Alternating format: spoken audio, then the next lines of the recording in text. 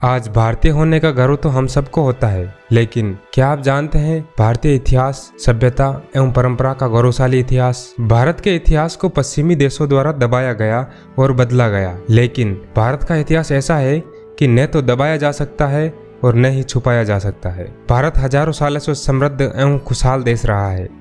इसका उदाहरण हमें विश्व की सबसे प्राचीन सभ्यता सिंधु घाटी सभ्यता के उन्नत शहरों से पता चलता है, जो आज की हाईटेक सिटी से भी कहीं ज़्यादा उन्नत थे और व्यवस्थित थे।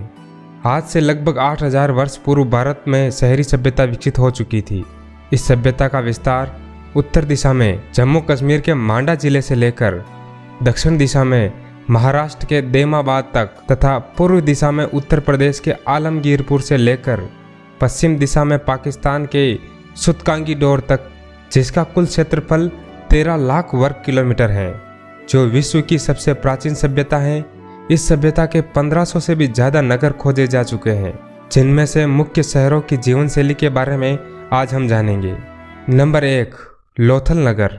लोथल नगर का इतिहास बहुत ही रोचक है। यह नगर गुजरात के अहमदाबाद जिले में भोगवा नदी के किनारे स्थित था।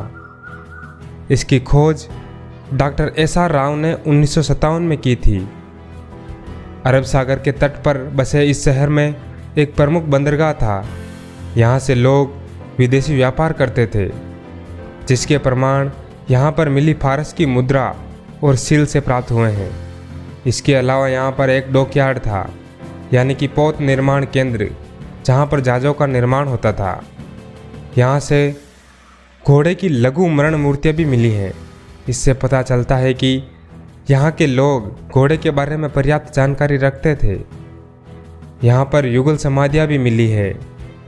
लोथल नगर की बसावट इतनी सुंदर एवं कलात्मक है, जो आज के नगरों को भी टक्कर देती है। यहाँ से मिले अवशेषों के अनुसार यह प्रतीत होता है कि यहाँ के लोग बहुत ही अनुशासित और शांति प्रिय थे। नंबर 2 पर है धोलावीरा नगर। धोलावीरा नगर गुजरात के ही कच्छ जिले में स्थित है। इसकी खोज RS बिष्ट ने की थी। धोलावीरा नगर की बसावट 3 किलों में पाई गई है, जहाँ पर 2 किले शासक वर्ग के थे तो 1 किला आम जन का निवास स्थल दर्शाता है। यह उस समय का एकमात्र नगर था जो 3 किलों की व्यवस्था दर्शाता था। यह शहर अपनी भव्यता के लिए प्रसिद्ध है। यहाँ पर स्टेडियम के अवशेष भी मिलते हैं, जिससे यह प्रतीत होता है कि यहाँ के लोग मनोरंजन के लिए खेल, क्रीड़ा, नृत्य आदि का उपयोग करते होंगे। तीसरा शहर है बनवाली। यह शहर हरियाणा के हिसार जिले में प्राचीन सरस्वती नदी के किनारे बसा हुआ था। इस नगर की खोज 1973 में RS बिष्ट ने की थी। उत्खनन में प्राप्त खिलौने के रूप में हल की आकृति यह दर्शाती है कि यहाँ के लोग कृषि कार्य के लिए हल का प्रयोग किया करते होंगे। प्राप्त हुए अवशेषों से यह पता लगता है कि यहाँ पर जौ, सरसों, तिल आदि पर्याप्त मात्रा में पाए जाते थे। इसके अलावा यहाँ के लोगों को तांबे बनाने के पात्र भी मिले हैं, जो धातुओं से संबंधित इन लोगों के ज्ञान को दर्शाता है। सिंधु घाटी सभ्यता का सबसे प्रमुख स्थल जहाँ से खोज प्रारंभ हुई, सभ्यता की हड़प्पा नगर, जो वर्तमान में पाकिस्तान के मोंटगोमरी जिले में रावी नदी के तट पर बसा हुआ था। इसकी खोज 1921 में दयाराम साहनी के द्वारा की गई। यहाँ पर भी राजा एवं जनता के लिए अलग अलग निवास व्यवस्थाएं पाई गई हैं। यहाँ से मुख्य रूप में 12 कमरों वाला विशाल अन्नागार, अनाज रखने का स्थल मिला है। यहाँ से कब्रिस्तान व समाधि के अवशेष मिले हैं, जिसे R37 के नाम से जाना जाता है। यह एक सामूहिक कब्रिस्तान था। एक स्त्री की मूर्ति मिली है, जिसके गर्भ से निकलता हुआ पौधा दर्शाया गया है, जो वास्तव में धरती माता का प्रतीक है। सनातन धर्म का प्रतीक स्वास्तिक का चिन्ह यहीं से प्राप्त हुआ है। अगला शहर है मोहनजोदारो। यह स्थल भी वर्तमान में पाकिस्तान के सिंध प्रांत में लरकाना जिले में स्थित है। मोहनजोदड़ो का वास्तविक अर्थ मृतकों का टीला होता है, क्योंकि इस स्थल पर बहुत सारे कंकाल मिले हैं। यह स्थल 1922 में राखलदास बनर्जी द्वारा खोजा गया। यहाँ से प्राप्त सामग्रियाँ जो भारतीयों की भव्यता को दर्शाती है। एक विशाल स्नानागार, जो एक धार्मिक स्नानागार रहा होगा।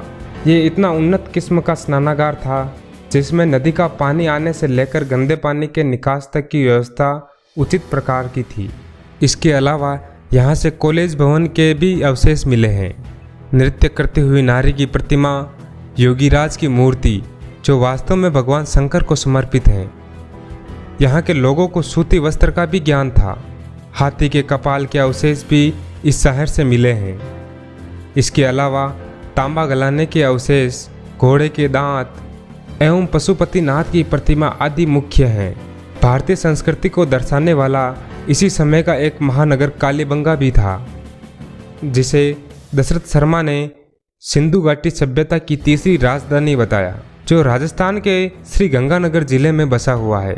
घग्गर नदी के किनारे बसे हुए इस स्थल की खोज 1953 में अमलानंद घोष ने की थी। यहाँ से प्राप्त कलात्मक ईंटों, दीवारों, फर्श आदि यहाँ के लोगों का कलात्मक दिमाग को दर्शाता है। संपूर्ण विश्व में सबसे पहले भूकंप के साक्ष्य कालीबंगा से ही प्राप्त हुए थे। इसके अलावा जुते हुए खेत, जिस प्रकार से यहाँ पर हल के द्वारा खेतों को जोता गया था, ये भी विश्व में सर्वप्रथम कालीबंगा में ही प्राप्त हुए हैं। एक ही समय में 2 फसल लेने की प्रथा भी कालीबंगा से ही प्राप्त हुई है। कालीबंगा का शाब्दिक अर्थ होता है काली चूड़ियाँ। इसके अलावा कपास की खेती के सर्वप्रथम साक्ष्य सिंधु घाटी सभ्यता से ही मिले हैं। कपास को सिंडन नाम से पुकारा जाता था। यहाँ के लोगों का आर्थिक जीवन काफ़ी समृद्ध था।